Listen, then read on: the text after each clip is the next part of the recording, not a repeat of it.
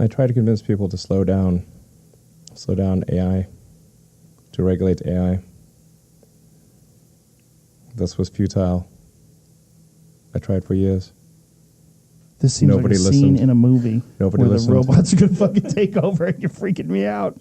Nobody listened. Nobody listened. No one. Are people more inclined to listen today? It seems like an issue that's brought up more often over the last few years than it was maybe 5-10 years ago. It seemed like science fiction. Maybe they will. So far, they haven't. Many of you may recognize that as the interview with Joe Rogan and Elon Musk, and Elon talking about the dangers of AI, and he goes into his plan to counteract the growing threat that AI is presenting. I'm going to delve into that on this episode of the Secret Podcast and so much more, the coming singularity and the threat that it poses to us. You don't want to miss this show. Let me tell you why you're here. You're here because you know something. What you know you can't explain, but you feel it. You felt it your entire life. That there's something wrong in the world. You don't know what it is, but it's there.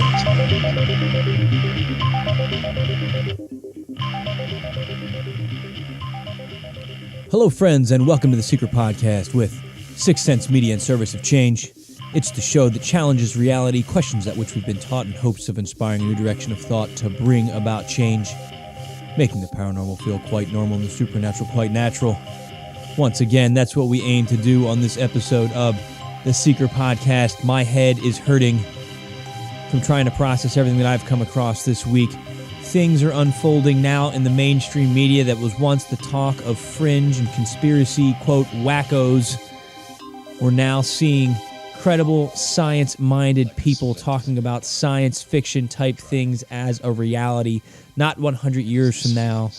It's happening right now. I don't even know where to begin with this show. I had that opening from Elon Musk and Joe Rogan's interview, just that very short piece there.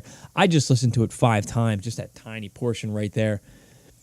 That's terrifying, listening to Elon Musk and the way he's saying, I tried to warn people for years. No one would listen. And Joe Rogan says, you're freaking me out, man. And that's how I feel when I listen to that. Now, I know they were smoking some weed and stuff on there. Maybe that added to Elon's tone. But if he was trying to scare you, he certainly scared me with the way he worded that. But I got to say, man, I agree. And I'm no Elon Musk, but by doing this show, by writing the books, by talking to people, I feel like the same thing. Like, I've been trying to warn people for years. Nobody listens. I put stuff up, on my threads. I say things, when I'm out in different social settings, and nobody bites on it. I shared that Elon Musk video. I got 1 or 2 people that commented on it, and the rest, it just crickets. And my statement was heavy, and I don't usually do this on my personal page, but my statement on my Facebook page was flat out, hey, I think this is one of the greatest threats to humanity. It's going to happen in our lifetime. And people just, and I get it. Like, we get sucked into the mundane, the every single day, go to work, do your chores, go grocery shopping, make your meals, see your friends, call your family. Like, it's so easy to get wrapped up in the distractions that are out there that we fail to see the things that are happening right before our eyes until it's too late. I don't know if it's necessarily, in some instances, I think it is necessary. Now, necessary. I think it's intentional, this willful ignorance of, I don't want to delve into that because that's going to change my paradigm and the way I view the world. That's impossible. Let me just label you as crazy instead. I don't care. Label me as crazy at this point because I see this coming, and the more it's getting harder for me to convince myself that I'm crazy or that I'm making this up or I have an overactive imagination. And I want to talk about that this evening and some other concerning things with multiple sources of data. And now I've dove into this on multiple shows. This one feels different. The point I'm at after hearing Elon Musk's discussion, I know he just made an announcement with his company Neuralink. I'll try to get to that this week as well. We're merging. He's working on that, and I got some other things in the news I want to get to also. Let me backtrack a second before I jump into the meat and potatoes of this show. But back to what I was saying about sharing information and it falls on deaf ears until the right source does or says something. Now, this stuff is all related. Let's talk about the UFO stuff for a minute. You have the New York Times and the Washington Post putting it out there. Hey, this is official. UFOs are real. Well, CNN did a piece recently. I just found this through social media. Some guy, I forget where he was, out in Las Vegas or somewhere.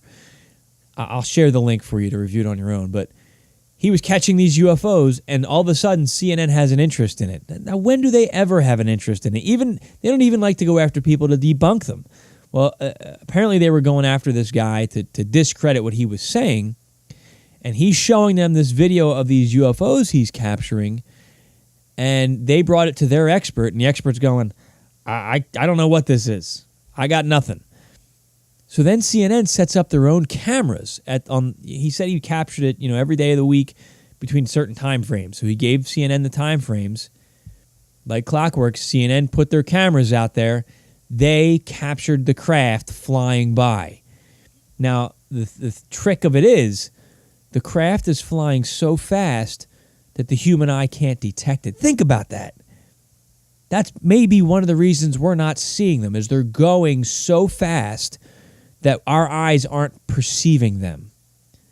That's amazing to me. So they captured this on camera, and they slowed it down, and there you see the craft going by in a predictable time frame each day, which is also interesting and significant. Now, CNN's putting it out there. They have their experts saying, I don't know what this is. This isn't a hoax. This is something, and we can't. It was an aviation expert, and we don't have craft that fly this way. So we are being set up. They're slowly laying the groundwork that there's something out there. Again, though, why isn't the president coming on? Why aren't people saying, okay, these are here. Here's what we've got. How can we make contact? Why aren't these questions being asked publicly? This is potentially one of the greatest public discoveries in modern history. And nobody's talking about how do we identify them, how do we contact them. You've got To the Stars who's doing their charade out there, and I do think a bunch of it's a charade right now. But we're not getting these questions from our public officials, from our congresspeople, from our elected officials. Nobody's asking these questions. It has the power to greatly alter the course of human history. And my fear is that course is going to be utilized to manipulate our perceptions and our directions moving forward. So I'll have that shared in the show notes. Now, speaking of manipulation, Ray Davis, the Sixth Sense Media co-founder, author of Anunnaki Awakening, he sent something my way just today. I'm going to share a New York Times article at sixthsensemedia.net and in the show notes. It's titled, PayPal Cuts Off Alex Jones's InfoWars, Joining Other Tech Giants.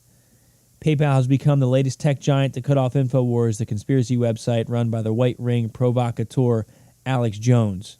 InfoWars was informed by PayPal on Thursday night they would have 10 business days to find a new payment processor. There's a little bit more in here. I'll share it in the show notes so you can read the article on your own. They're obviously shutting Alex Jones down. They're going after his financials. They went after his social media outlets because they're taking away his reach, which in turn his advertisers, his financial supporters are going to say, well, look, you can no longer reach your massive audience.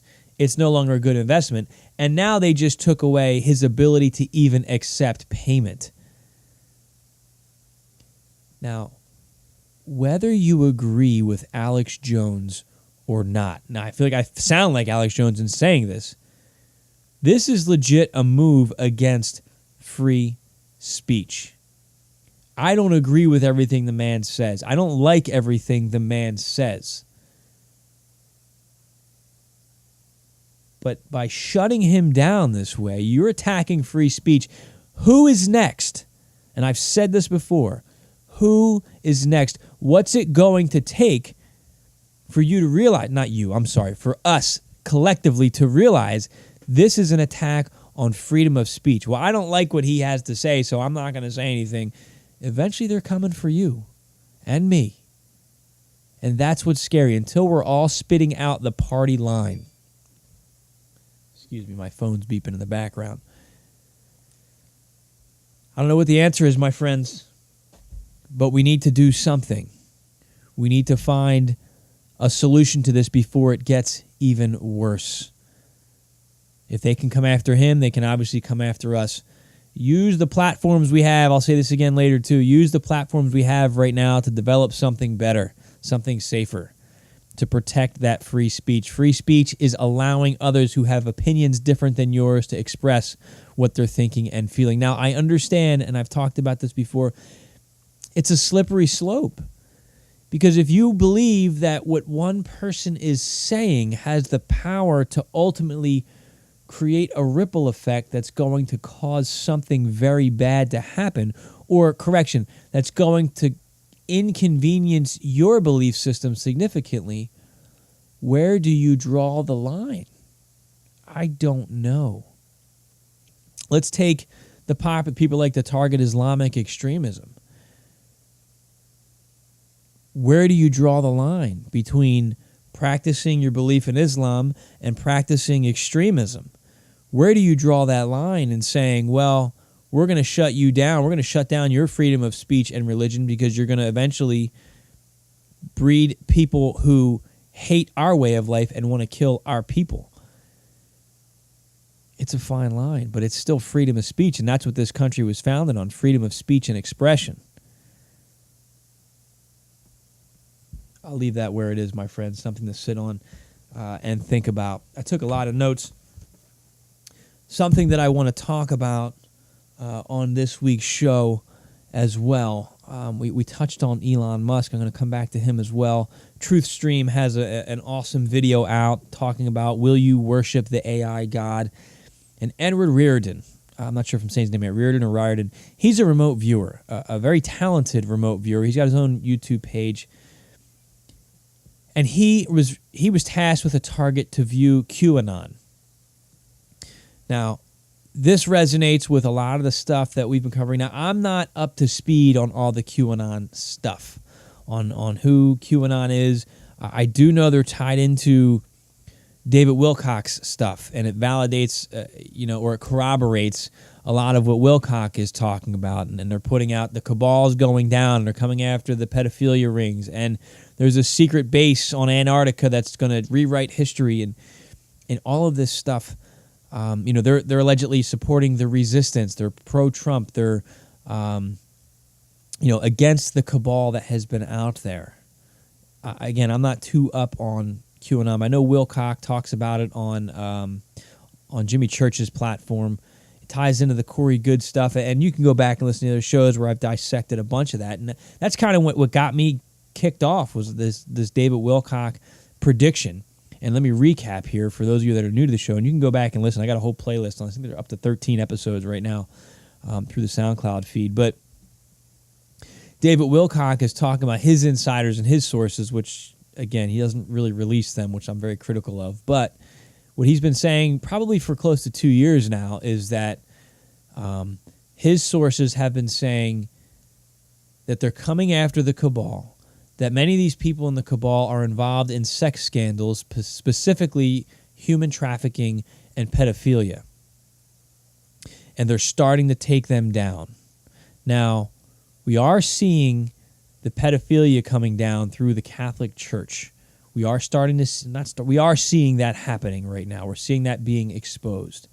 We're starting to see some politicians go down, and you're seeing a lot of these people in Hollywood and executives being targeted for sexual misconduct against women. Does that confirm that David Wilcock's information and his sources are one and the same, or accurate, or is it just a coincidence? I don't know yet. But before they really started coming after these people publicly, David Wilcock did say this was going to happen. Now, okay, maybe that's true. And number one, if that is true, again, what's going on with these people, what's going on in this world is very sick, disgusting, and terrifying. What Wilcock and Corey Good are also talking about is the discovery in Antarctica, that there's ruins there, there's remains there, that there were bodies there that were non-human. And these remains, these artifacts have a technology that is far more advanced than what we have today. Now that sounds crazy, right?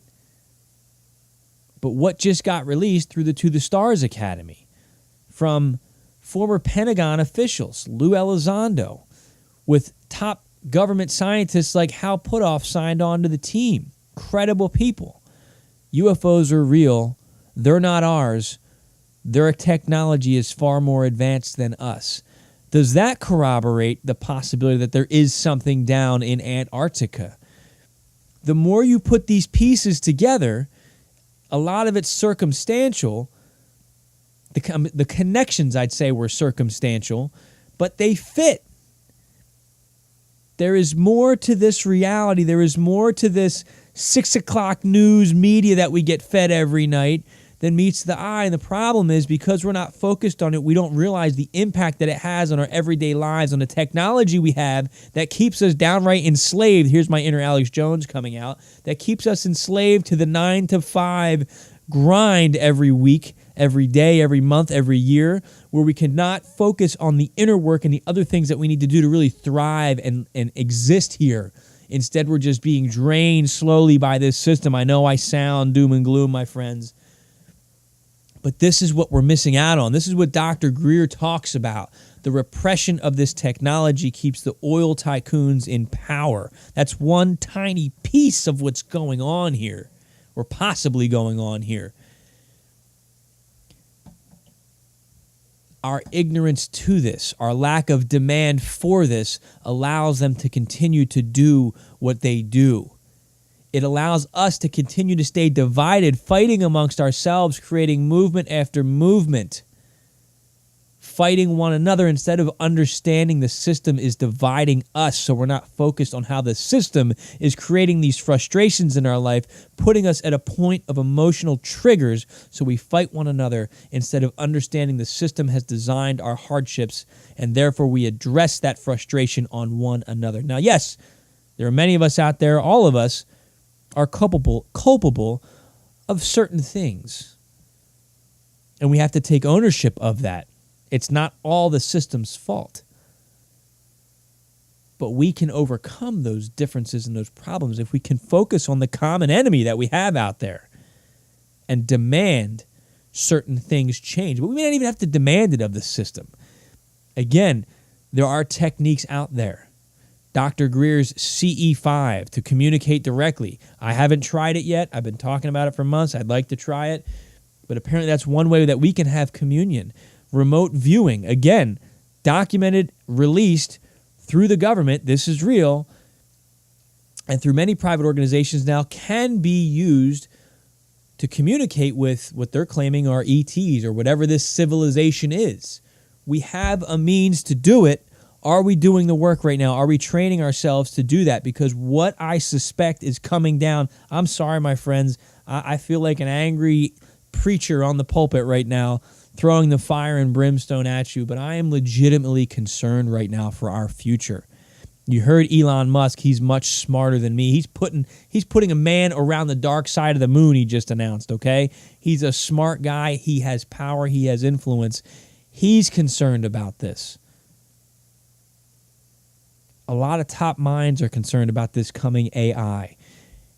Everything we're talking about from what I'm seeing now, the UFOs, the AI, the politics, Donald Trump, Hillary Clinton, everything is connected from the conspiracy up to the mainstream, to religion, to ancient history. It's all there and the pieces all fit. I keep saying this every week. I feel like a broken record.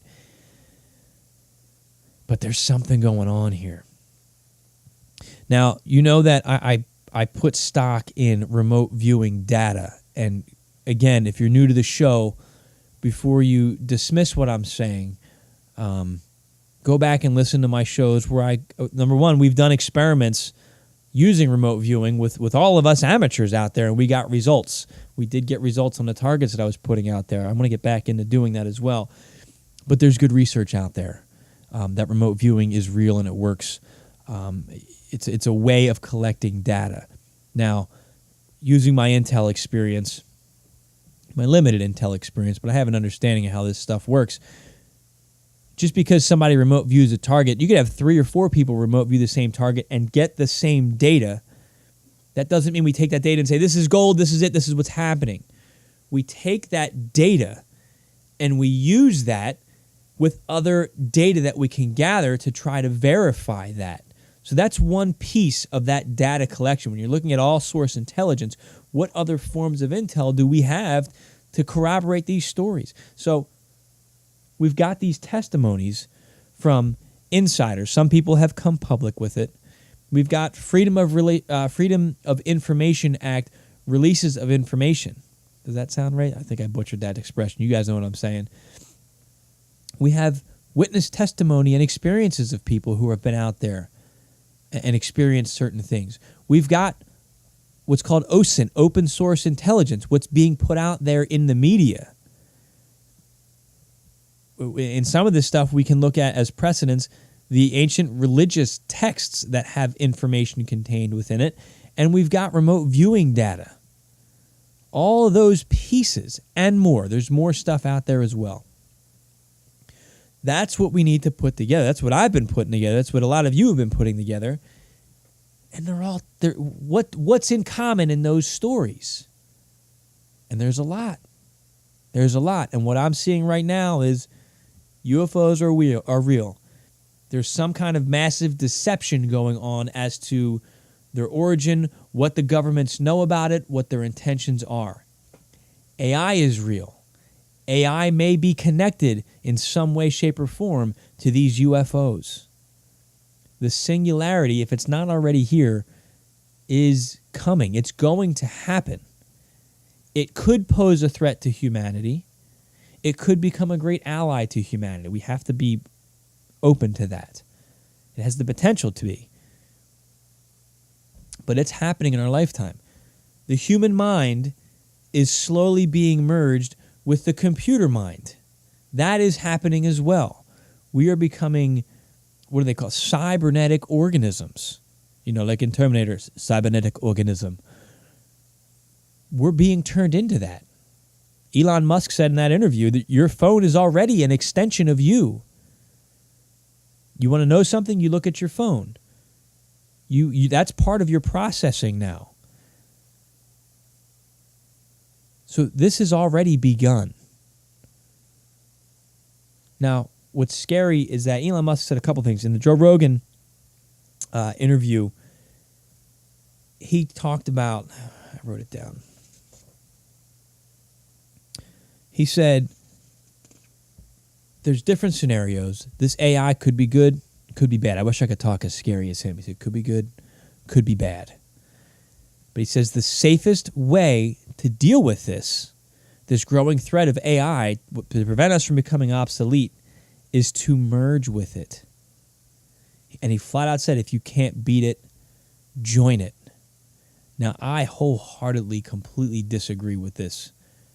I'm scared of losing our humanity. And you know, I've been writing some stuff down about this. We have to make a choice. We have to make a choice before it's made for us. Do we want to enter the Matrix and live in a video game ruled by an unknown God? Or do we want to find a way to escape the Truman Show that we're already in? Because by going Elon Musk's route, we're willingly entering the Matrix for fear of the Matrix taking us over or wiping us out. That's what we're looking at right now.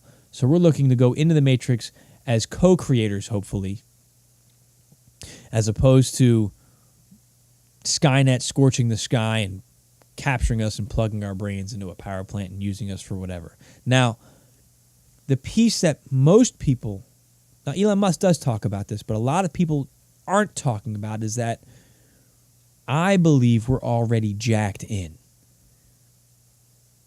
We're already jacked in to a matrix or the matrix or some kind of virtual reality. And I've talked about it a lot. I've written about it. It's in my book. I do a great breakdown in Food for the Archons. We're already jacked in. So now I have to wonder, this new AI that's coming online, that's being born, that's being created, is this something new? Or does this AI exist already in the universe? And is it slowly infiltrating our society to gain a deeper level of control? Or is this matrix that we're in something separate from this new infestation that's slowly creeping up, that's now rapidly emerging among us? I do believe that the best way to find freedom and liberation, if we're already in some kind of virtual reality, is not to jack into a deeper level of it. I think we really need to start focusing on learning how to conduct things like remote viewing. So when we go to get our information, you can jack into the matrix and get the information that the AI allows you to have. Look at how they're filtering things. Look at how they shut down Alex Jones. Do you want that cabal in charge of the mind that you have, the access you have over information?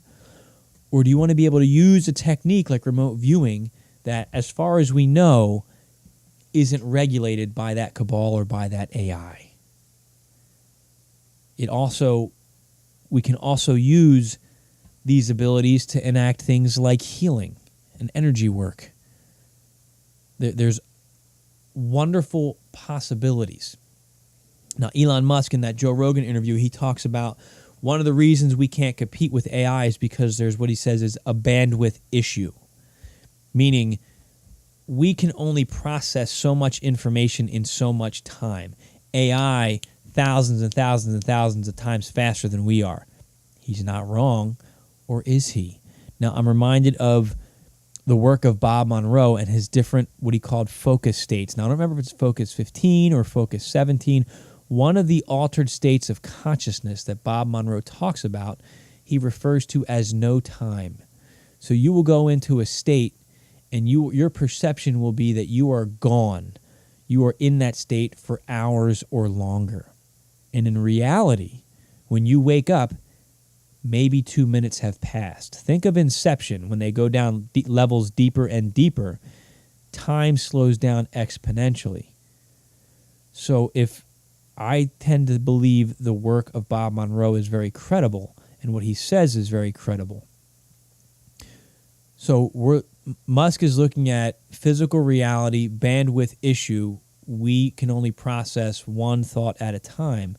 And maybe that's true. But if we have the ability to hack the system and go into this time-delayed area of consciousness, then maybe that can circumvent this bandwidth issue. We go into this altered state for 2 to 3 minutes, and we can absorb 2 to 3 hours worth of download time in these altered states of consciousness. There are other things that we can do, but we need to start meditating.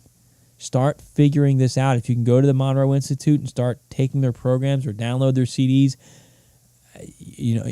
again, I don't have any endorsements with the Monroe Institute or anything. I'm not trying to plug them to get money out of this. I get nothing by saying that. I think that's a viable option for us.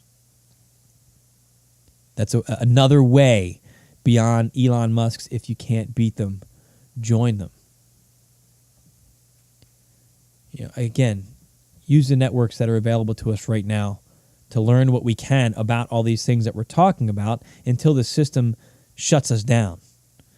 Use what we have. Use the system against itself. If you're listening to this show, the system already knows who you are, what your interests are, and where you stand. Use the system right now to build your teams of seers and healers. We need to do that now. Now, my whole motivation for this show, I haven't even talked about it yet. Ed Riordan. Now, I'm going to give a teaser here. I want to talk a little bit about his findings. I'm only going to scratch the surface of what he found and what he did. I'm working on something big that's going to dive into his data in a lot more detail. So stay tuned to future shows. I have something in the works, but I want to highlight it. I'm going to share some of his stuff. So he's a remote viewer. I believe he went into this target blind initially, and he was viewing QAnon. And he says, look, I wasn't familiar with who they were. I wasn't familiar with what they were working on. And he's getting more and more concerned with the data that he's coming up with. Now, they're unverifiable targets for him at this point. But what he's saying corroborates. I swear I'm listening to him talk, and I'm going, oh my gosh, the guy must be remote viewing my mind. You know, sometimes my imagination, sometimes just the analysis that I'm trying to do. And I almost get a point of frustration, high anxiety when somebody else starts spitting out what's in my head. It's almost like this overwhelming, like, yes, oh my gosh, that's what I've been thinking about. That's what I've been talking about. So he starts viewing these targets, and he produced, I think, 7 or 8 sessions that are out there, and they keep getting weirder and weirder.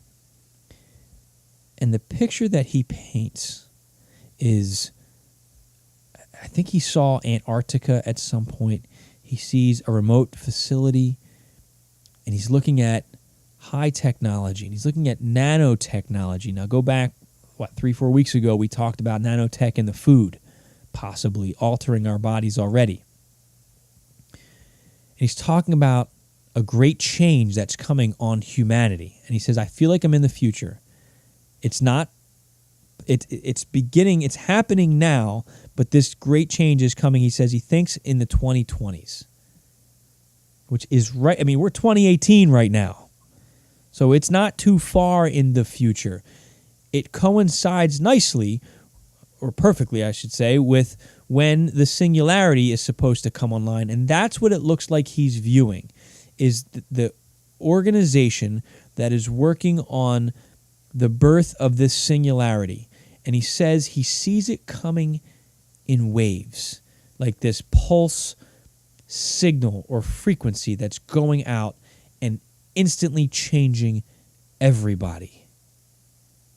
And it sounds like what he's seeing is basically the merging with the cloud, the birth of the hive mind. He talks about the society that's working on building this right now. He talks a little bit about the benefactors behind it. And I keep coming back to the show I did a few weeks ago talking about the Greys, how they have the hive mind, how I think somehow this AI is connected to the future.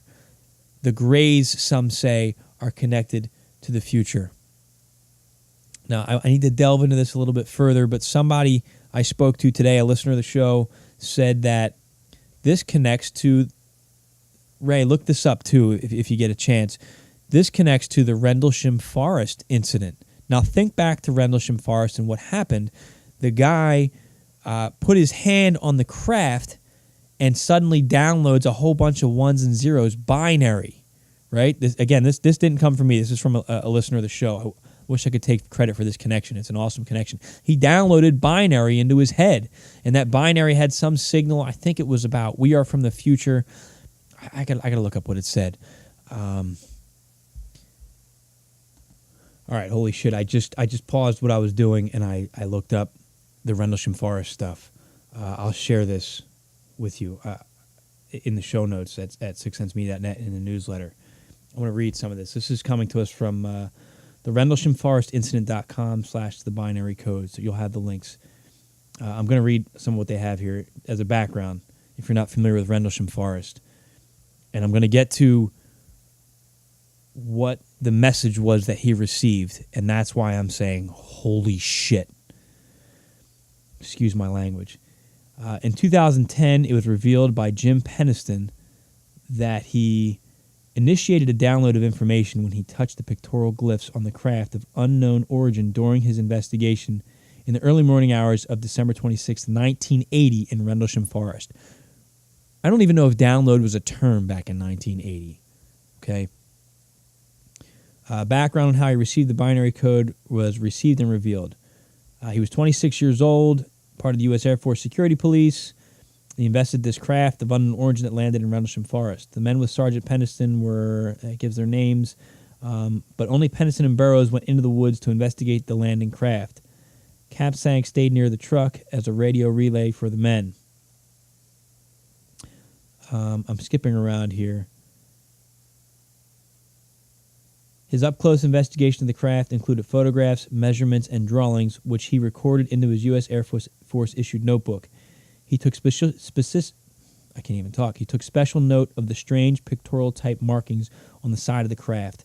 These glyphs were logged by Sergeant Peniston. It's got pictures below of the glyphs that he logged. He also touched pictorial symbols etched into the glass-like surface of the 9-foot by 9-foot black triangular craft. These pictures are pretty wild. When Sergeant Peniston put his hands on the etched symbols, which felt like sandpaper compared to the rest of the smooth molded surface, everything became a brilliant, bright white. He could neither see nor hear. He was alone in a brilliant, bright white light. Excuse me. This occurred for an undetermined amount of time. Then his sight returned. He was standing next to the craft, facing the pictorial glyphs. Again, undetermined. Was he in that focus 15 or whatever state that I'm talking about? No time. The craft started to turn a vivid, bright white color. So bright, in fact, Sergeant Peniston thought it was going to explode. He took a defensive position by a nearby as the craft was engulfed in the light. The craft then lifted up off approximately 4 feet from the ground, maneuvered between the trees, ascended to the treetop level, and disappeared in the blink of an eye. The following day, after touching the main largest glyph, back in his room, Jim was, quote, seeing ones and zeros in his mind's eye. Troubled by the revolving, flashing images of ones and zeros he received from touching the glyphs, he felt compelled to write them down in a notebook. Jim records the ones and zeros in his notebook. Upon completing the transfer of notebook paper, the image in his mind disappears. Jim puts the notebook away with his belongings and doesn't think too much about it until the year 2010. In 2010, during a casual conversation with a researcher, he mentions the codes and displays the notebook. The researcher immediately recognizes the ones and zeros as binary code and sets out to help Jim decipher it. Now, they have a link to the official decoding of it. I'm going to read that. And there's links. It says, for additional information regarding the Rendlesham binary decode, click the link to professional binary code expert Joe Luciano's webpage. Now, here's what it says. Pages 1 to 16 composite message using my preferred interpretation with appropriate spaces and decimal points. Exploration of humanity.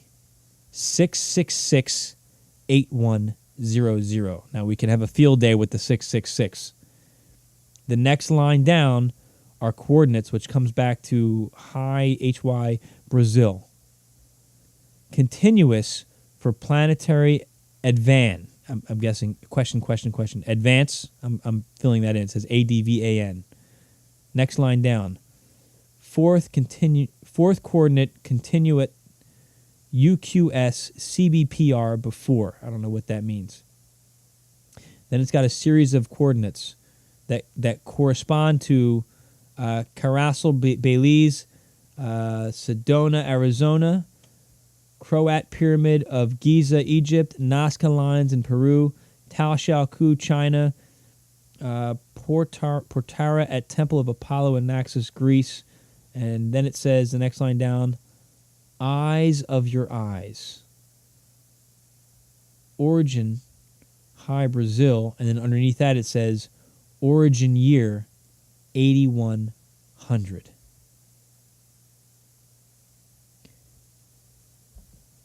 That freaked me out.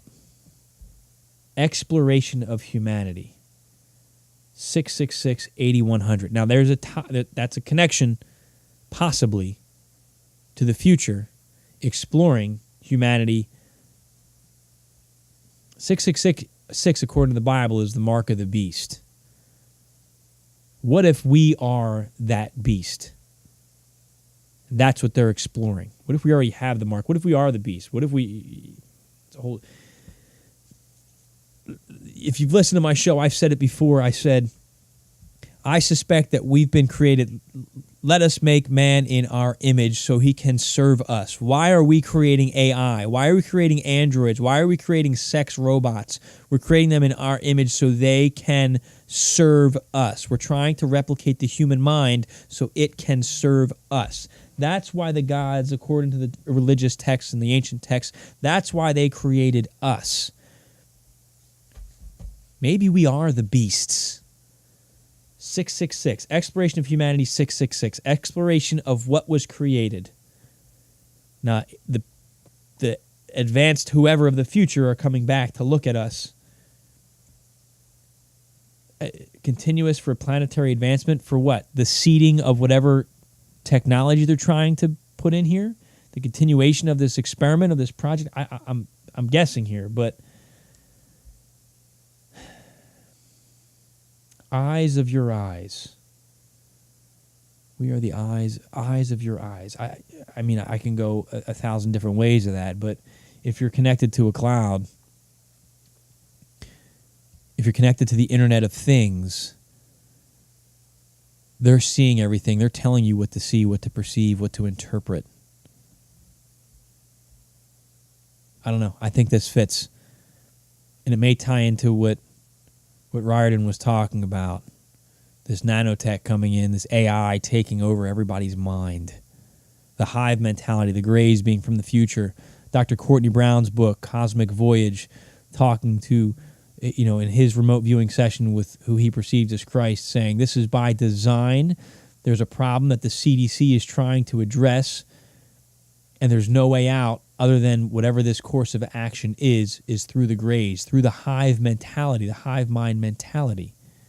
Truth Stream Media has a great mini documentary put together with top, I forget who these scientists are, Silicon Valley guys, saying the hive mind thing is not necessarily a bad thing. There's somebody from Silicon Valley who's saying, are you going to worship the AI God? Let AI be our God.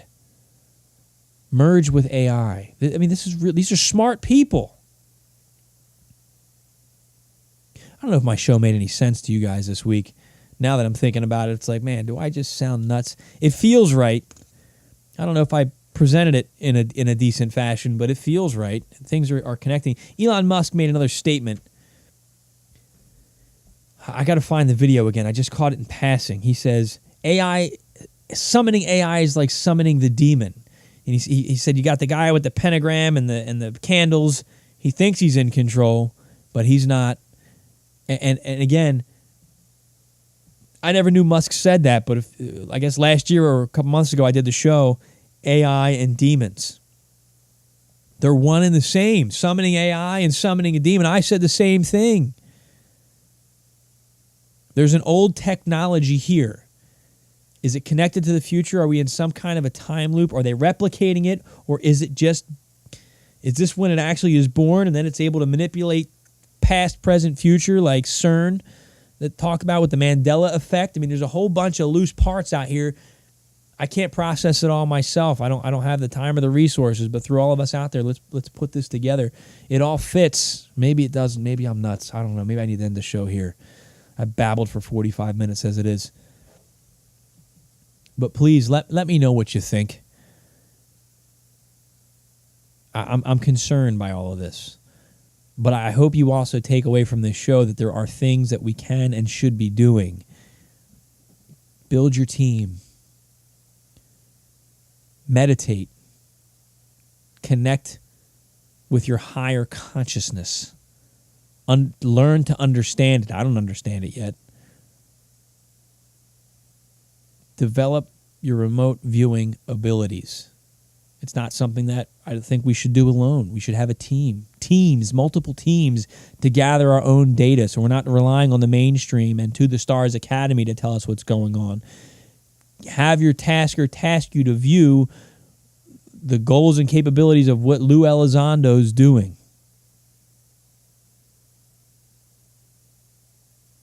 That's what we need to be doing right now, to verify this information.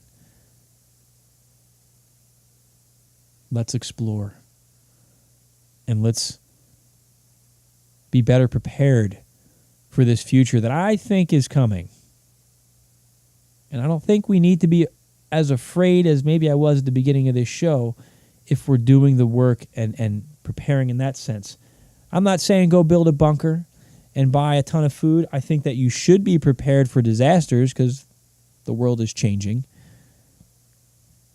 But there's other things I think we can focus on. To how else are we going to address this growing AI threat? Be prepared to unplug.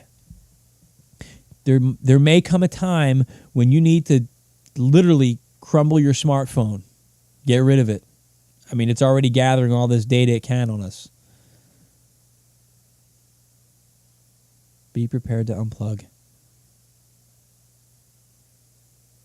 Man, I feel crazy saying this, but I sometimes I feel like I'm scared to even say it. Like maybe we are the last resistance of humanity. Maybe we are the new Gnostics. You know, the Gnostics had this information that Christianity was corrupted, that there was a corrupt God posing as God himself, as this benevolent God. And the Gnostics were sitting there trying to warn everybody about it. And the Gnostics were saying there's realities, there's false realities, there's copies of realities. 1,400 years ago, these texts were buried. False realities. They had a different creation story.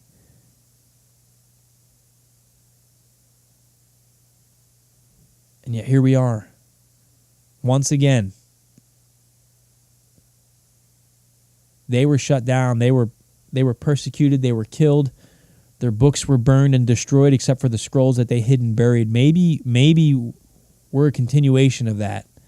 And that same force is still out there trying to silence us again. Pass that knowledge on. Learn what you can, my friends. I'm going to end the show here. Please share it. Put it out there to anybody that you think will listen. I really appreciate it. All right. Let me direct you back to sixcentsmedia.net. Check out the works of Ray Davis. He's got a lot of great content up there as well. He put some stuff up there this week, I think I saw. Check out his book, Anunnaki Awakening. You want to get my free ebook, I Am Human, We Are Not Who We Think We Are. If this is overwhelming to you, I think that's a great starting point. It's a free ebook. Just go to sixcentsmedia.net/I Am Human. You'll get signed up for that. You'll get signed up for the free weekly secret newsletter. As much as I love promoting our social media feeds, there's no guarantee that you're going to see what's coming across your feed because the algorithms are always changing. Sign up for the newsletter. You'll get the content there, definitely. Every Sunday in your inbox. I'm out of time, my friends. I'm fried. It's Saturday night, 10 o'clock. This show needs to go out hours ago.